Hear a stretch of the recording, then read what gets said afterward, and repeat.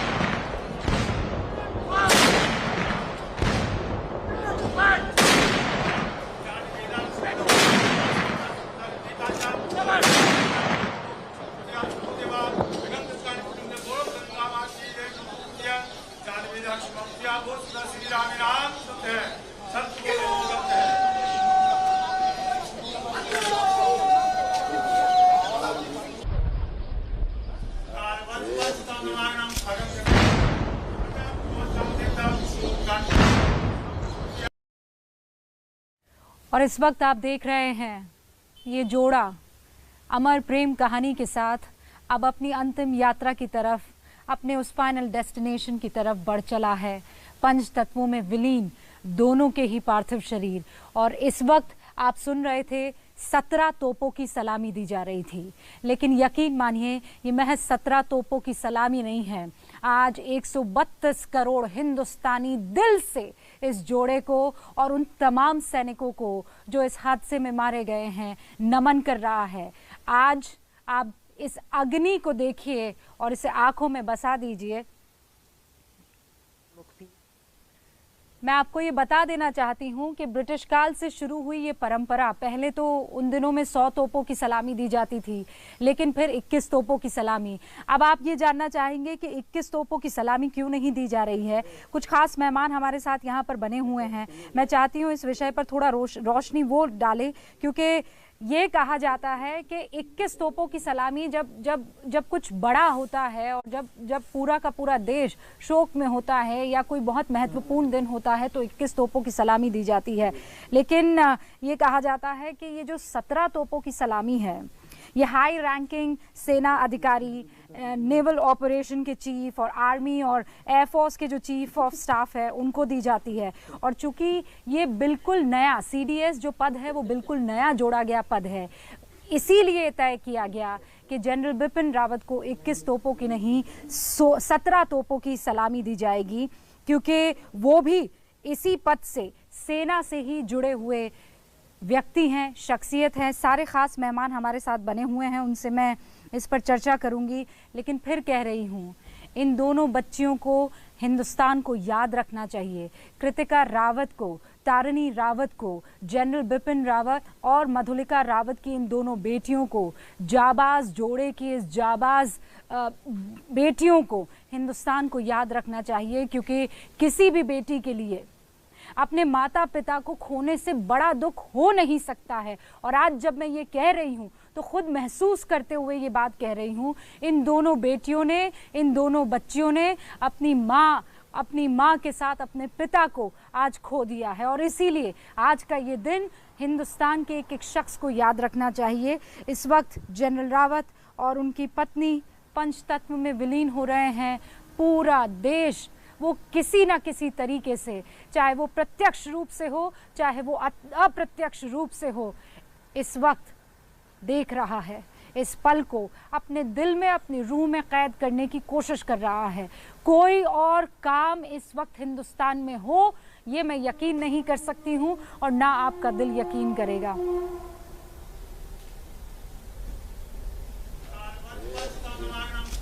पीके सहगल साहब, रक्षा विशेषज्ञ, हमारे साथ जुड़ चुके हैं। पीके सहगल साहब, ऐसे मौके बहुत कम होते हैं जब हर किसी का दिल उदास होता है, आपका कहीं कुछ जी नहीं लग रहा होता है, सिर्फ और सिर्फ उसी वक्त, उसी जगह, उसी दिशा में आपकी एनर्जी होती है, जैसे आज की तारीख में हो रही है।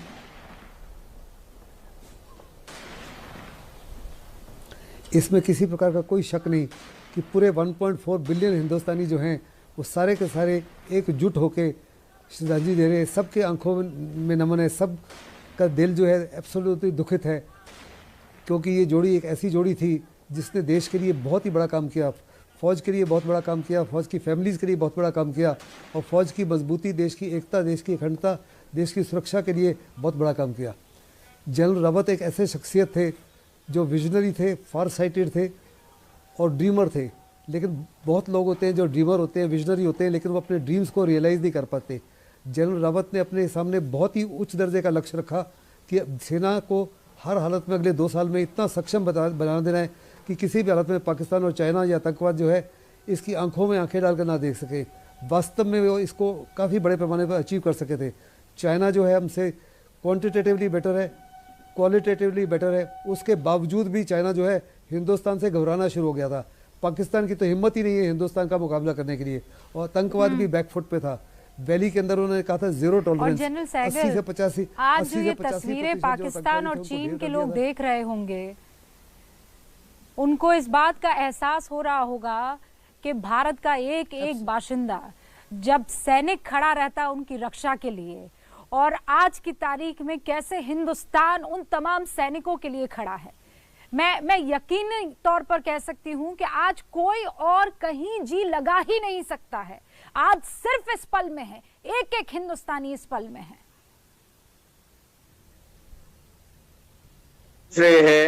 एब्सोल्युटली एंड टोटली 1965 के युद्ध में, 71 के युद्ध में, 99 के युद्ध में सारा हिंदुस्तान जो है एकजुट होके, पॉलिटिकल पार्टीज क्या हैं, हिंदुस्तानी क्या हैं, सब एकजुट के सरकार और फौज के पीछे खड़े थे।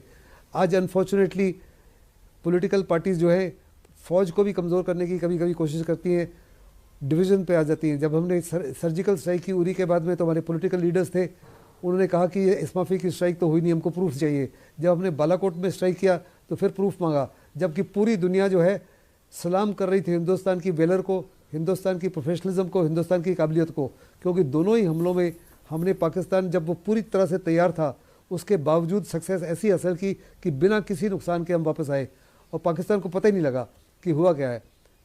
इसको तो देख के पूरी दुनिया में सबसे प्रोफेशनली रिगार्डेड, सबसे प्रोफेशनली रिस्पेक्टेड और रेवर्ड जो है, हाँ हमारा दिल बैठा हुआ है, हाँ हम लोग दुखी हैं, हाँ, हम लोग टूटे हुए हैं लेकिन बिखरे नहीं हैं। और ये दोनों मुल्कों को और वो तमाम मुल्क जो इस वक्त हिंदुस्तान को देख रहे हैं, ये समझ में आ रहा होगा। जनरल सैनी भी हमारे साथ जुड़ चुके हैं। जनरल सैनी, 2 बच्चियां, वो 2 बेटियां आज अपने पिता और अपने जैनी, माफ कीजिएगा जनरल जैनी, वो दोनों बेटियां आज अपने माता पिता को विदा कर रही थी। उनके कंधों पर ये कितनी बड़ी जिम्मेदारी थी। आपको लगता है सिर्फ हिंदुस्तान, ये पूरी दुनिया देख रही होगी कि बेटियां बिल्कुल फ्रंट पर, जैसे जनरल रावत थे, जैसे मधुलिका रावत थी, वैसे उनकी बेटियां के कुछ भी हो जाए फ्रंट फुट पर रहेंगे। एक सवाल है कि सिपाही जो है वो क्यों लड़ता है, वो देश पर सरहद पर अपनी जान क्यों शहीद होता है? वो इसलिए नहीं कि दुश्मन उसके सामने है, इसलिए नहीं लड़ता वो अपने दिल और जान से कि दुश्मन उसके सामने है। वो इसलिए लड़ता है क्योंकि पूरा देश उसके पीछे खड़ा है। ये जज्बा है हमारे जवानों में कि पूरा देश उसके पीछे खड़ा है। इसलिए मुझको आन बान शान और देश की इज्जत के लिए, अपनी सहजमी की सुरक्षा के लिए मुझको अपनी जान भी गंवानी हो तो मैं शहीद होने के लिए तैयार हूं। ये हम प्रण दिलाते हैं अपने जवानों को, ये हम कसम दिलाते हैं अपने सिपाहियों को, अफसरानों को। आज का जो ये माहौल आप बरार स्कोर में देख रहे हैं, आज की जो हजूम वहां देख रहे हैं, हजारों लोग मंत्री वहां पे, सारा सिविल एडमिनिस्ट्रेशन, पूरी फौज की हर एक सर्विसेज के सीनियर लोग, और जो इतनी भारी तादाद में लोग आए हैं उनके अंतिम यात्रा के लिए, इस बात का सबूत है कि एक सिपाही के पीछे उसका देश खड़ा है। ये एक बहुत बड़ा जज्बा है साहब, क्योंकि एक जवान जो है वो अपनी तनख्वाह के लिए या अपनी रोजी के लिए नहीं लड़ता है। वो अपने गांव की इज्जत, अपने यूनिट की इज्जत, अपने आन बान शान, और जिसको हम लोग कहते हैं नाम, नमक और निशान, नाम उसका, उसके बाप का, उसके गांव का, उसके यूनिट का, उसके फॉर्मेशन का। मैं आपको एक सेकंड रोक रही हूँ सर। अब देश भर के अलग अलग इलाकों से तस्वीरें आने लगी हैं, और जो बात आप कह रही हैं, जब आप कह रहे हैं, मेरे रोंगटे खड़े हो रहे हैं सर। और मुझे यकीन है कि जो इस वक्त एबीपी न्यूज़ देख रहे होंगे वो भी इस पल को महसूस कर रहे होंगे, इसकी ग्रेविटी को समझ रहे होंगे।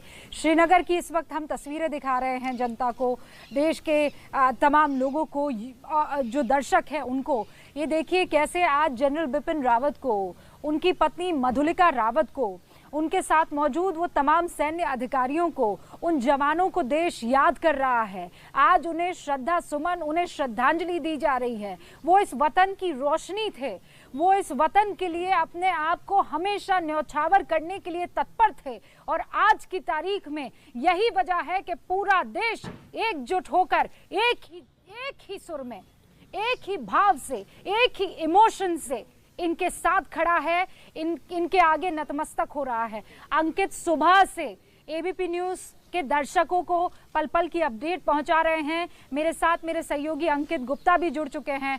अंकित, अपने दिल पर हाथ रखकर बताइए, ऐसा मंजर आपने कभी देखा है? ऐसा भाव आपने कभी महसूस किया है?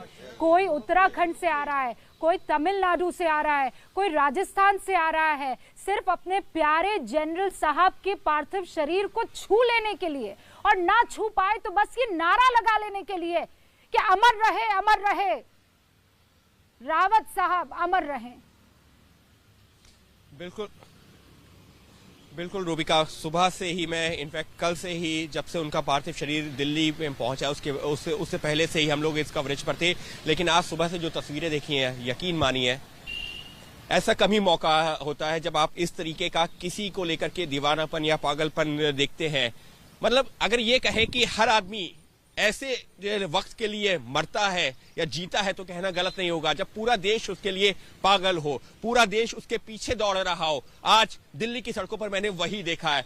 इस वक्त भी मैं जनरल बिपिन रावत के घर के बाहर ही मौजूद हूं। पहले मैं आपको एक तस्वीर दिखाता हूं, वो तस्वीर काफी कुछ बयां करती है। जनरल बिपिन रावत के घर के करीबन 20 मीटर की दूरी पर ही इस तरीके से उनकी फोटोग्राफ्स रखी हुई हैं, जहां पर जनरल बिपिन रावत भी हैं और उनकी अर्धांगिनी जो उनके साथ में पंचतत्व में विलीन हो रही हैं।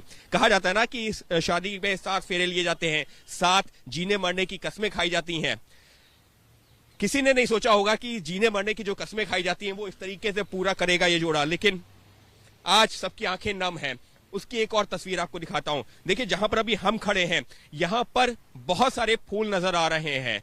ये फूल सुबह से ही उन लोगों ने चढ़ाए हैं जिनको घर के अंदर जाकर के अंतिम दर्शन करने का मौका नहीं मिला इस शख्स के पार्थिव शरीर का, इसकी पत्नी का। लेकिन वो लोग घर के अंदर नहीं जा पाए तो घर के बाहर ही जगह जगह कोई यहां से अगर हम दूर तक देखते हैं तो कुछ उसी तरीके की तस्वीरें जहां पर लोगों ने अपने श्रद्धा सुमन अर्पित किए हैं।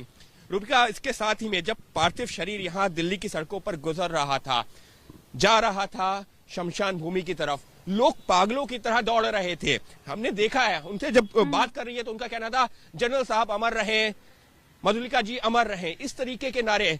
यकीन मानिए, उसके अलावा मैं एक चीज और जोड़ना चाहूंगा जिसने सुबह से मेरे दिल को कचोट रखा है, वो है ब्रिगेडियर रूबिका, बस 10-20 सेकंड और लेना चाहूंगा। ब्रिगेडियर छदर की जिस तरीके से उनकी बेटी ने जो बयान दिया है, निश्चित तौर पर यकीन मानिए वो जितनी बार सुनता हूं आंखें भावुक होती हैं, नम होती हैं। क्योंकि एक बेटी जिसने अपने जो है पिता को मुखाग्नि दी है, जिसने अपने पिता का अंतिम संस्कार किया है, वो किस तरह से आकर के अपने शब्दों को बयां करती है। 17 साल तक उनकी मां ने उनको समझाया कि 17 साल तक जिस पिता ने आपके साथ दिया है आप उनकी अच्छी बातों को याद करिए।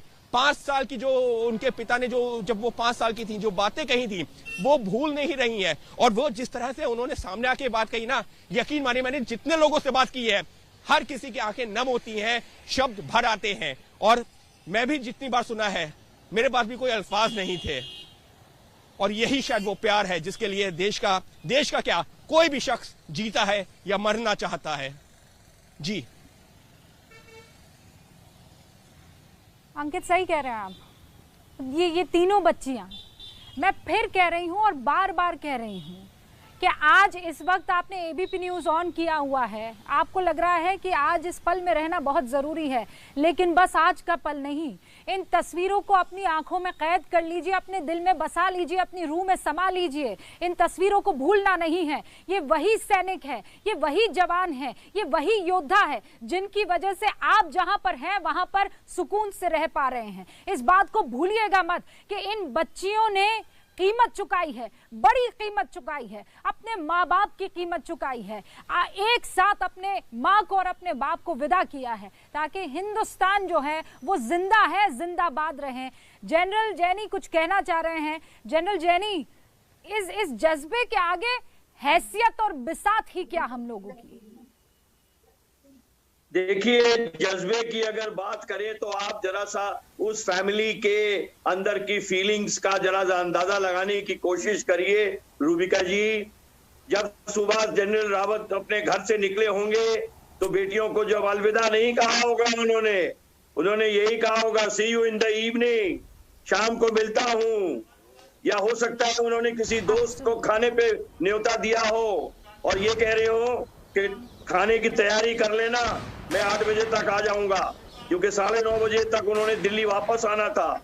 हो सकता है कि अगले दिन सुबह उनकी प्रधानमंत्री से या रक्षा मंत्री से मीटिंग हो सुबह 9 बजे।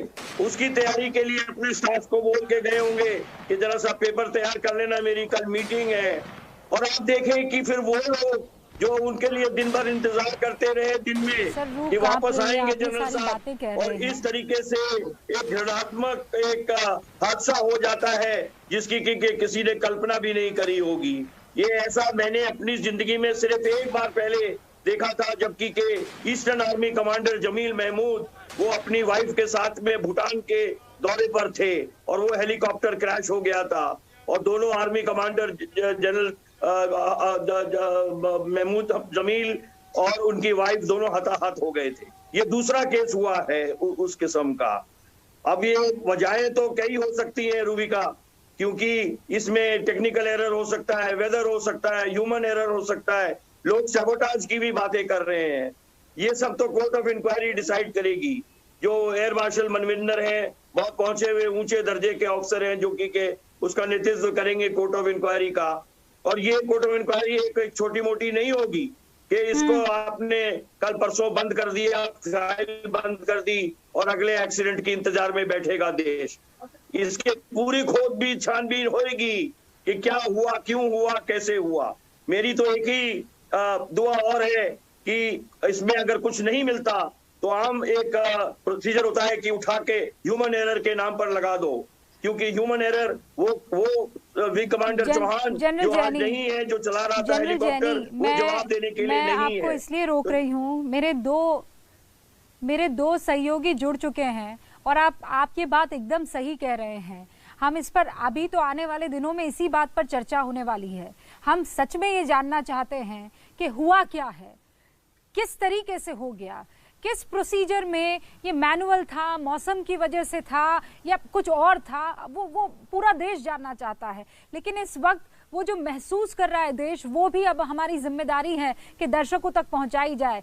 मेरे साथ संजय त्रिपाठी मेरे सहयोगी और रवि कैंथुरा जो है वो जुड़ चुके हैं। संजय, सबसे पहले मैं जानना चाहती हूँ आप कहाँ पर मौजूद हैं और आज सुबह से लेकर अब तक जो आपने महसूस किया है, जो आपने देखा है, हो सकता है आपने कैमरे में वो कैद ना कर पाए हो सकता है अपने माइक के जरिए उसे रिकॉर्ड ना कर पाए हो, लेकिन जो आज संजय त्रिपाठी ने महसूस किया है, एक रिपोर्टर होने के नाते, एक भारतीय होने के नाते, देश को बताइए आप।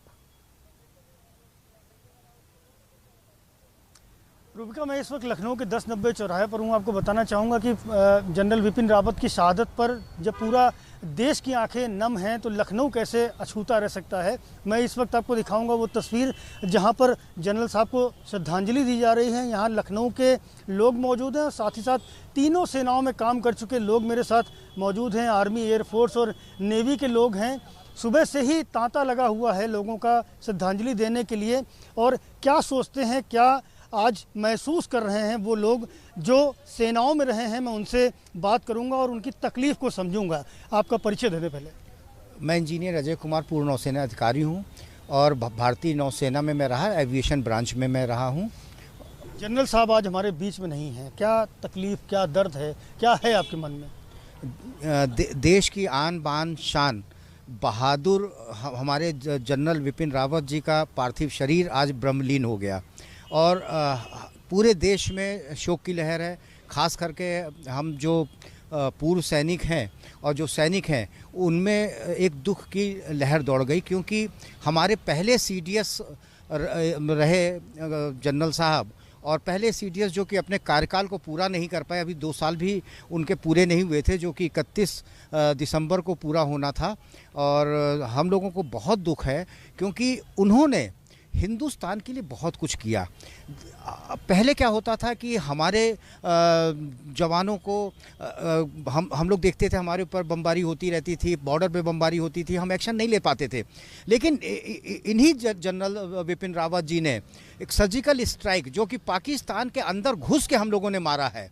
आज चाइना जो हम लोगों से डर रहा है, जो हमको हर बार आंख दिखाता था, आज गलवान घाटी में हमारे जवानों ने उनको किस तरह से पीछे धकेला है, वो एक हिम्मत, निडर और साहसी जनरल के नेतृत्व में ही हो सकता था। साहसी, बहुत निडर थे और दुश्मन को घर में घुस के मारने के लिए जाने जाते थे। आप आर्मी से जुड़े रहे हैं, क्या कहेंगे जनरल साहब के लिए? जनरल साहब और इस हादसे में शहीद हुए अन्य जवानों को मैं श्रद्धांजलि देना चाहता हूँ। प्रदेश अध्यक्ष एक्स आर्मी फाउंडेशन और राष्ट्रीय पूर्व सैनिक एकता मंच के बैनर तले हम लोग यहाँ पर आज श्रद्धांजलि सभा का आयोजन किए हैं। और जनरल साहब के विषय में हमें कुछ बताने की ज़रूरत नहीं है। आपको, देश के नागरिकों को, सबको मालूम है कि जनरल साहब के पहले हमारे देश के सेना की छवि क्या थी, उनके बनने के बाद, सीडीएस बनने के बाद, जनरल बनने के बाद छवि में क्या बदलाव आया है। जाहिर तौर पर ऑफेंसिव मोड में सारा काम इंडियन आर्मी कर रही थी उनके अंडर में, चाहे सर्जिकल स्ट्राइक हो, चाहे एयर स्ट्राइक हो और मॉडर्नाइजेशन। वो पूरा हिंदुस्तान आज की तारीख में इस बात को महसूस भी करता है और ये फैक्ट भी है। लेकिन रवि, जो मेरे सहयोगी मौजूद हैं, उनसे भी जरा जानते हैं कि वो इस वक्त कहाँ पर मौजूद हैं। और रवि, मैं आपसे एज अ रिपोर्टर पहले जानना चाहती हूँ कि आज जो आपने देखा वो क्या था, आपने जो महसूस किया वो क्या था, और फिर मुझे आसपास के माहौल के बारे में बता दीजिएगा। पर एक रवि एज अ रिपोर्टर आज क्या महसूस किया आपने? बिल्कुल रूपिका जी, अगर बात करें तो पूरी तरीके से जिस तरीके से पूरा देश आज गमगीन है और स्तब्ध हैं सभी लोग, उसमें एक ख़ास बात ये भी है क्योंकि उत्तराखंड के पौड़ी ज़िले से, जिस उत्तराखंड में इस वक्त मैं हूँ देहरादून में, यहाँ के पौड़ी ज़िले के एक छोटे से गांव से सेना के सबसे उच्च पद पर आसीन आज CDS बिपिन रावत अब हमारे बीच नहीं रहे। और मैं इस वक्त IMA के बाहर हूँ, इंडियन मिलिट्री एकेडमी के बाहर। इस एकेडमी में कल CDS बिपिन रावत को आना था और जब CDS किसी एकेडमी में आते हैं जहाँ से जेंटलमैन पास आउट हो रहे हैं, उनके लिए कितना बड़ा दिन था वो ये सोचकर, उनका जज्बा, उनकी तमाम चीज़ें, वो अपनी बातें उनके साथ शेयर करते और उनके लिए वो ऐतिहासिक होता कि CDS उनके साथ हैं और उनके साथ जो है उनकी पासिंग आउट परेड में शामिल हो रहे हैं। लेकिन IMA के बाहर आप देख रहे हैं कि तमाम जो आर्मी से जुड़े हुए लोग हैं, पुलिस से जुड़े हुए लोग हैं, जो यहाँ पर जो जश्न होना चाहिए था वो नहीं है। IMA की POP होगी लेकिन सभी के चेहरे कहीं ना कहीं मुरझाए हुए हैं, गमगीन है तमाम लोग, स्तब्ध है पूरा IMA। देहरादून का वो IMA जहां पर CDS बिपिन रावत का इंतजार किया जा रहा था। राष्ट्रपति रामनाथ कोविंद के साथ CDS बिपिन रावत को यहां पर पहुंचना था। कल उनके जश्न की पूरी तैयारियां थी, लेकिन इतनी बड़ी अनहोनी जो पूरे देश के आज चुप है, गमगीन है, आंसू बहा रहा है, और ये वही उत्तराखंड है। बहुत याद आएंगे जनरल साहब, लेकिन जैसा जनरल साहब कहा करते थे ना कि सैनिक कभी मरते नहीं हैं, जनरल कभी जाया नहीं करते हैं, वो यही हैं, यहीं रहेंगे। आज दिन ही ऐसा है, आज पल ही ऐसा है। जनरल साहब निकल चले हैं अपने एक अलग ही सफर पर। जनरल साहब और उनके साथ उनकी पत्नी मधुलिका रावत, एक साथ उन दोनों का अंतिम संस्कार हुआ। परिवार ने यह तय किया, उनकी बच्चियों ने यह तय किया कि इन दोनों ने 7 जन्मों तक साथ जीने और मरने की कस्में खाई थी। और आप देखिए, बहुत कम लोगों को ये नसीब भी होता है, पति और पत्नी दोनों एक साथ पंच तत्व में विलीन हो गए। आप लोग सब अपनी अपनी तरीके से श्रद्धांजलि दे रहे होंगे। किसी ने अपनी कोई पार्टी कैंसिल कर ली होगी, किसी ने अपना कोई कार्यक्रम कैंसिल कर लिया होगा, किसी ने अपने तरीके से श्रद्धांजलि दी होगी, कोई मौन हो गया होगा, कोई आंसू बहा रहा होगा। अमूल की श्रद्धांजलि आपको दिखाना चाहते हैं। आपसे कुछ देर पहले ये तस्वीरें ABP न्यूज़ के पास आई हैं। हर सैनिक के यार थे वो, दुश्मन के लिए तलवार थे वो। जनरल बिपिन रावत 1958 से 2021, और ये बात सच है।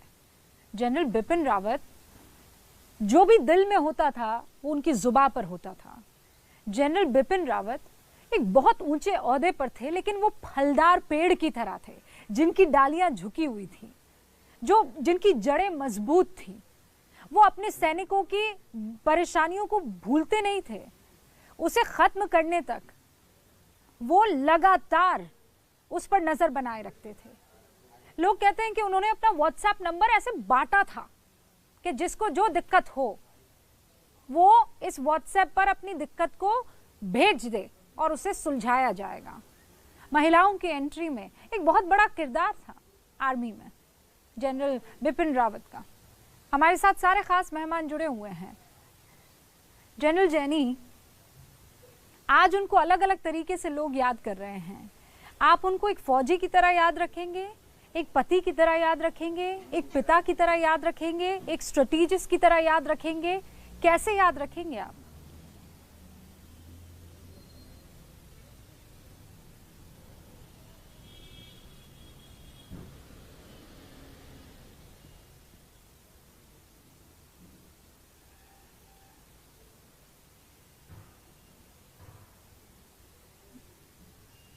जनरल जैनी, मैं आपकी आवाज़ नहीं सुन पा रही हूँ। अंकित लगातार हमारे साथ बने हुए हैं। अंकित, आज जो आपने देखा, अभी दर्शक हमारे साथ जुड़े हुए होंगे, आपने वो पूरी यात्रा जो अंतिम यात्रा थी उसे कवर किया। आप जनरल रावत के घर के बाहर मौजूद थे। कई ऐसे लोग होंगे जो अंदर नहीं जा पाए होंगे। कैसे श्रद्धांजलि वो अर्पित करते दिखे? रूबिका, श्रद्धांजलि देने वालों का यहाँ पर एक शख्स है, ये चले जा रहे थे, जानबूझ के मैंने इनको रोका है। हम जिस चीज का जिक्र कर रहे थे ना, प्यार मोहब्बत, लोगों ने अपने अपने तरीके से जनरल साहब को और उनकी धर्मपत्नी को श्रद्धांजलि दी है। लेकिन यहाँ एक शख्स है, इनको जानबूझ के मैंने रोका है। शायद जो है मजदूरी का काम करते हैं, लेकिन है CPWD में काम करते हैं, लेकिन यहाँ पर रुके हैं। क्यों रुके हैं? आप अपना मोबाइल निकालेंगे? इनका मोबाइल मैं कुछ वक्त ले रहा हूं, लेकिन वो दिखाना जरूरी है। मोबाइल अपना ऑन कीजिए, फोटो। ये यहां पर रुके, बाकायदा कुछ वीडियोस बनाए हैं। ये देखिए रूबिका, अगर हम ये फोटोज देख पाए, जनरल साहब को किस तरह से लोग अपने साथ में रखना चाहते हैं, बाकायदा एक वीडियो भी बना लिया है। जानते हैं आप ये कौन है? जी, मैं इनके कोठी में काम भी करने जाता हूँ बराबर जी। अच्छा, आपने इनकी कोठी में काम भी किया है। कैसा स्वभाव रहा था? आप इनको आज लेकिन हमारे बीच में नहीं है, पंचतत्व में विलीन हो गए। जी सर, नहीं हुए।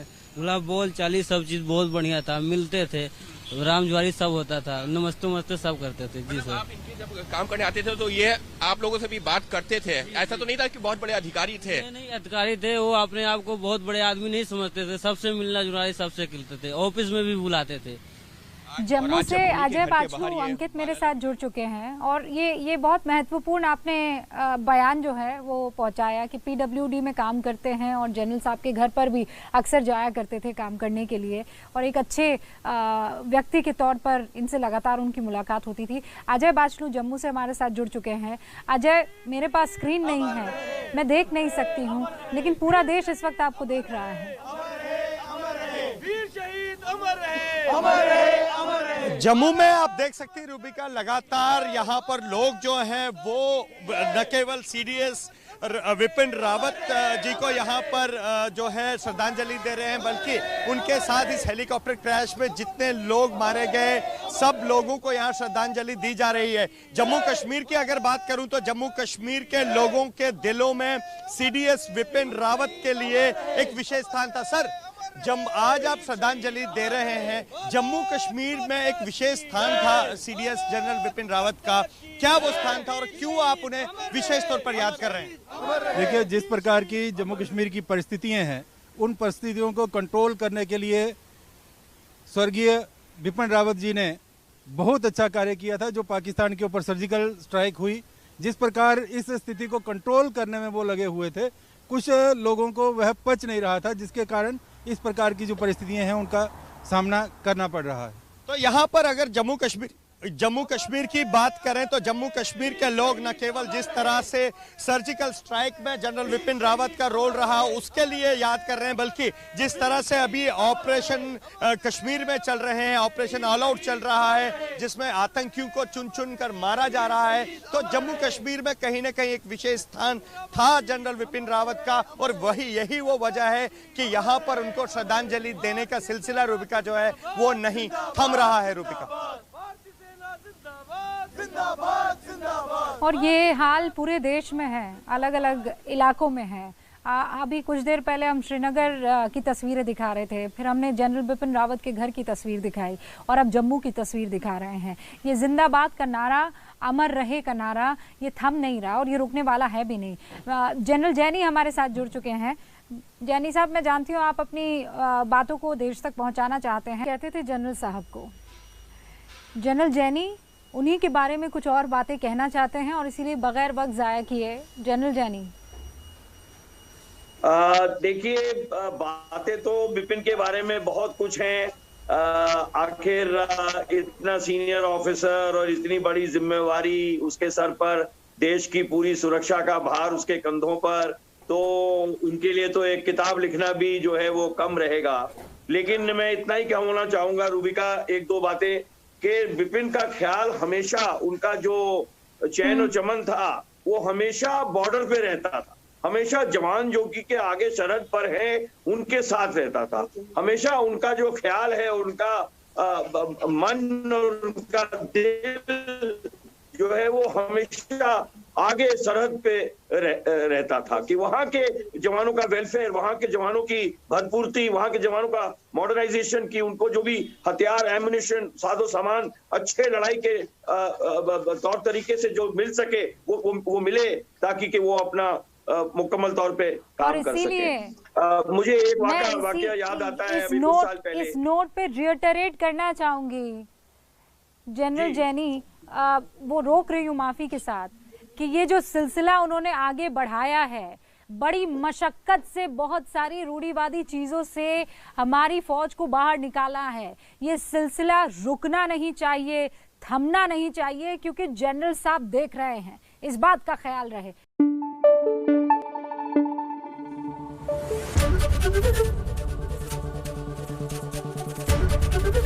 एबीपी न्यूज आपको रखे आगे।